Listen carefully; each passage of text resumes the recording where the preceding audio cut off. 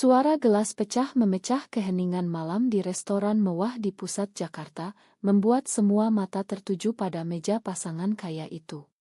Wanita berpakaian desainer mahal, Ibu Siti, menatap pelayan dengan jijik sambil berkata lantang, "Kau, gadis tomboy itu, pasti lesbian ya? Lihat saja gayanya, memalukan." Suaminya, Pak Budi, tertawa terbahak-bahak, menganggap itu lelucon sempurna untuk hari jadi pernikahan mereka yang ke-30, tapi wajah pelayan itu, Aisyah, tiba-tiba berubah dingin. Dan seluruh ruangan seolah membeku saat dia melepas celemeknya, mengungkap identitasnya sebagai pemilik restoran. Aisyah berdiri di sana, jantungnya berdegup kencang, tapi bukan karena marah, melainkan karena rahasia yang selama ini dia jaga.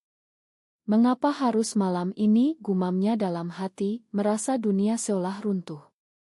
Dia ingat bagaimana dia membangun restoran ini dari nol, dengan tangan sendiri, setelah ditinggalkan keluarganya karena orientasi seksualnya. Keluarga konserati di desa kecil di Jawa Tengah, yang menganggap lesbian sebagai dosa besar, telah memutus hubungan dengannya 10 tahun lalu.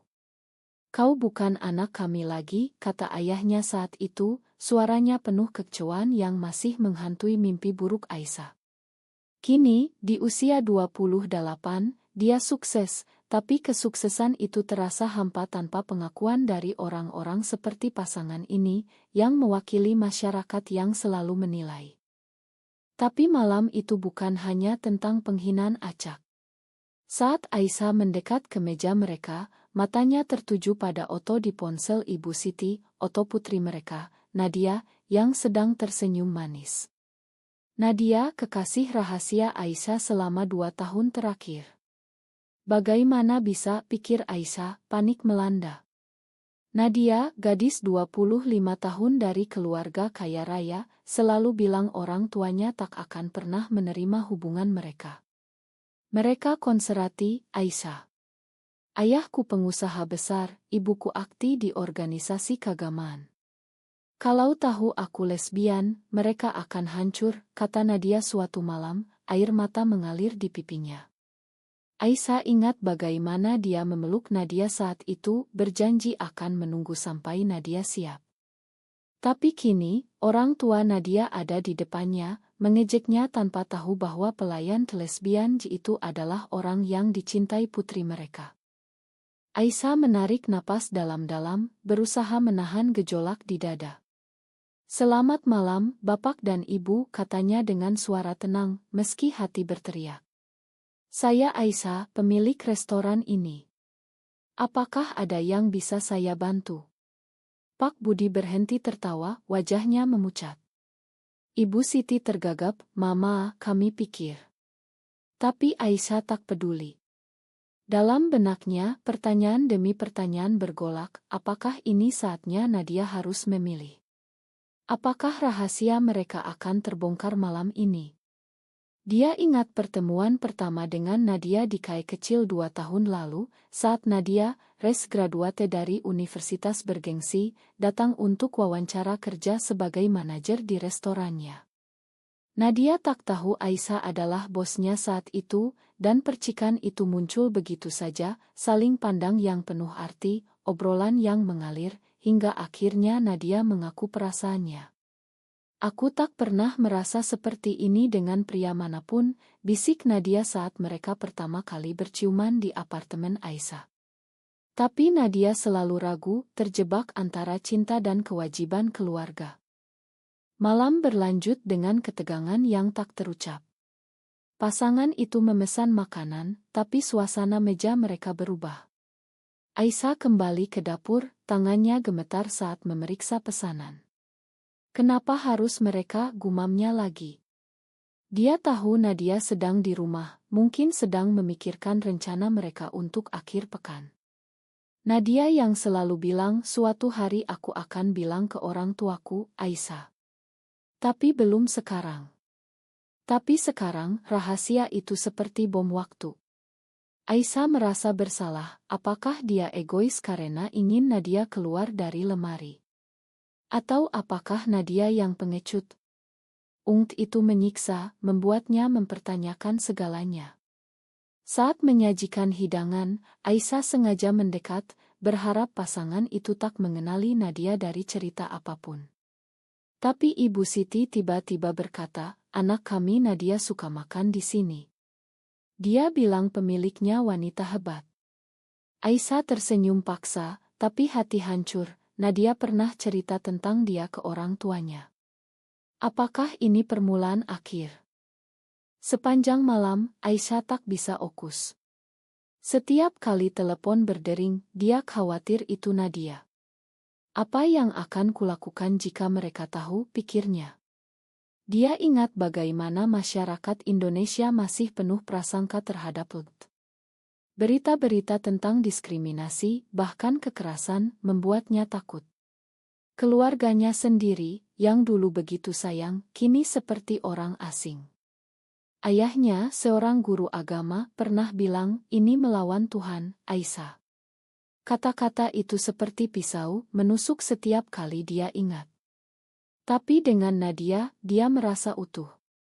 Nadia yang lembut, yang selalu mendukung mimpi Aisyah memperluas bisnis. "Kau kuat, sayang. Aku bangga padamu," kata Nadia kemarin. Tapi kekuatan itu terasa rapuh sekarang. Saat pasangan itu membayar tagihan, Pak Budi berkata pelan, "Ma, atas tadi. Kami tak bermaksud." Aisyah mengangguk, tapi dalam hati, "Kalian tak tahu betapa dalam luka yang kalian buka." Malam itu berakhir dengan Aisyah pulang sendirian, pikiran berputar-putar. Dia telepon Nadia, tapi tak diangkat. Apakah dia tahu, gumamnya. Rasa cemas menyelimuti, membuat tidur tak datang. Besok, dia harus menghadapi kenyataan, apakah hubungan mereka akan bertahan, atau hancur karena rahasia yang terbongkar. Pagi berikutnya, Nadia datang ke apartemen Aisyah dengan wajah pucat, mata merah karena menangis semalaman. "Orang tuaku cerita semuanya, Aisyah. Mereka bilang mereka mengejek pelayan lesbian di restoranmu, tapi ternyata itu kamu."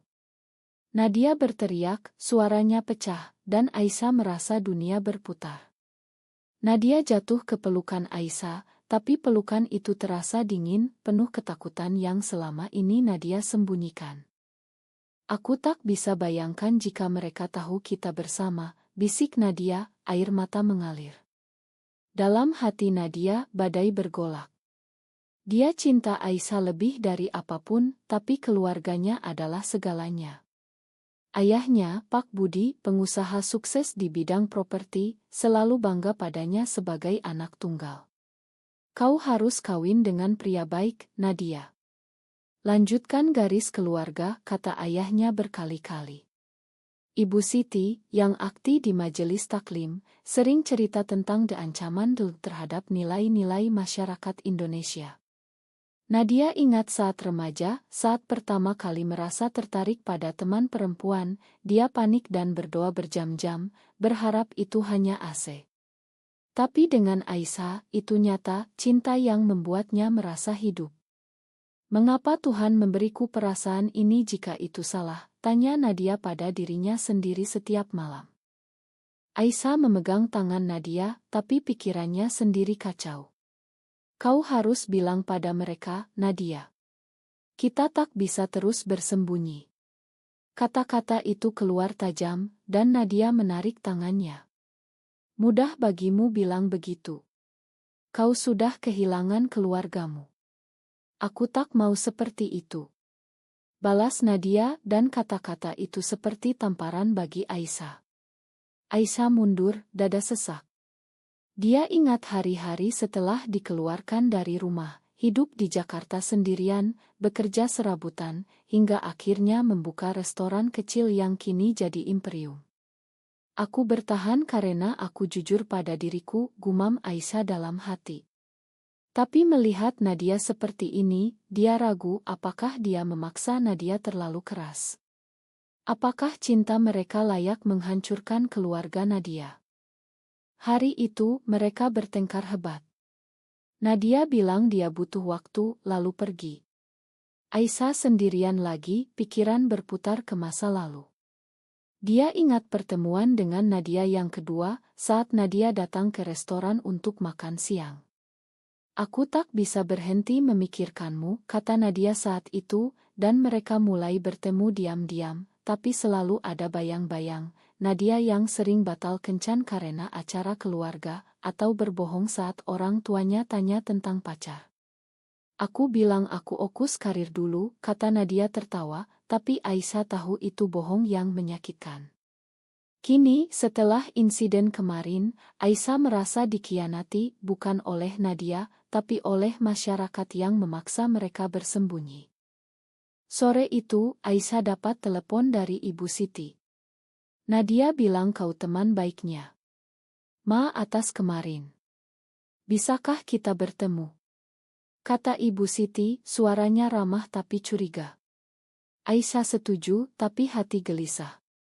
Pertemuan di kai dekat restoran, Ibu Siti datang sendirian. Anakku sering cerita tentangmu. Kau inspirasi baginya, kata Ibu Siti. Aisyah tersenyum, tapi dalam hati berteriak, inspirasi. Atau cinta terlarang. Obrolan berlanjut, dan Ibu Siti tiba-tiba bertanya, kau punya pacar? Wanita sukses sepertimu pasti banyak yang naksir. Aisyah diam, pikirannya ke Nadia. Belum, jawabnya bohong. Tapi Ibu Siti melanjutkan, syukurlah. Aman sekarang banyak anak muda tersesat, seperti yang lesbian itu. Kami khawatir Nadia terpengaruh lingkungan buruk.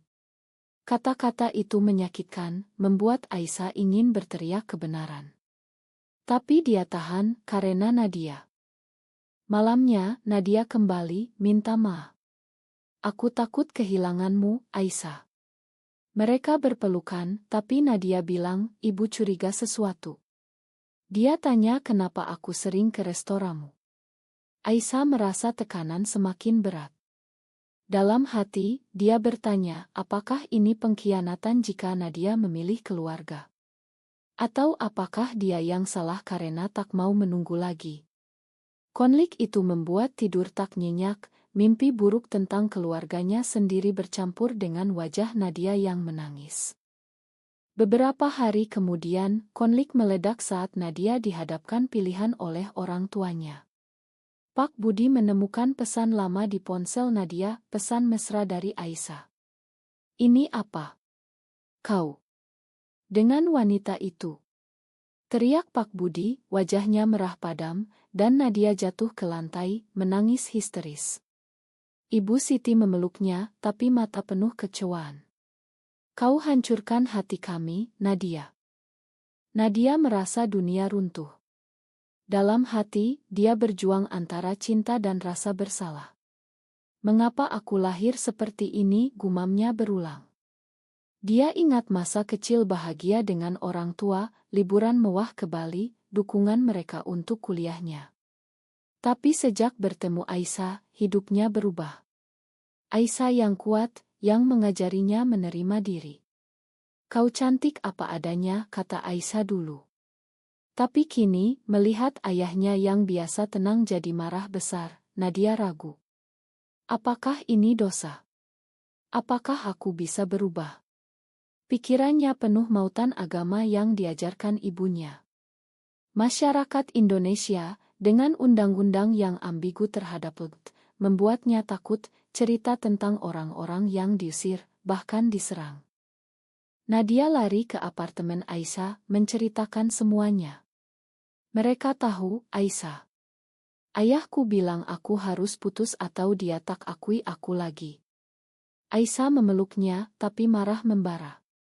Mereka tak punya hak mengatur hidupmu, kata Aisyah.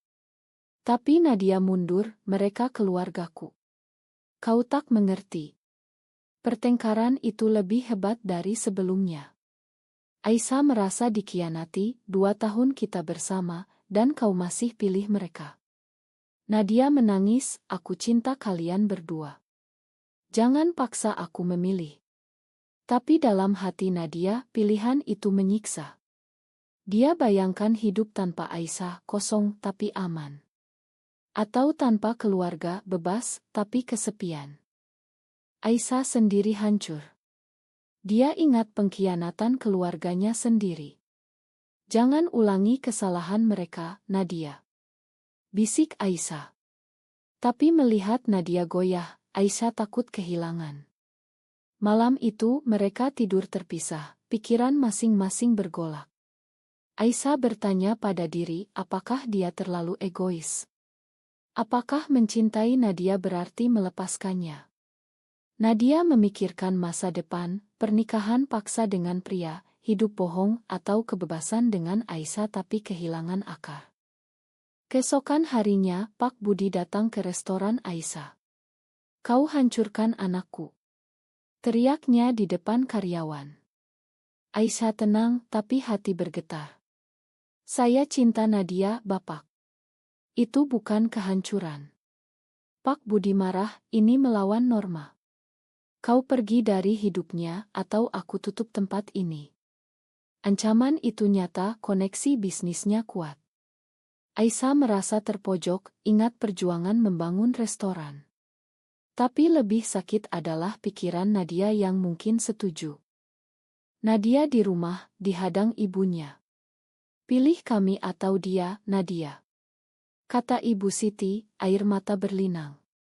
Nadia merasa bersalah, "Maafkan aku, Bu. Aku tak bisa berubah." Tapi kata-kata itu tak keluar. Dia bohong, ini hanya AC. Hati Nadia hancur, merasa mengkhianati Aisyah. Malam itu, dia telepon Aisyah, "Aku tak tahu harus bagaimana."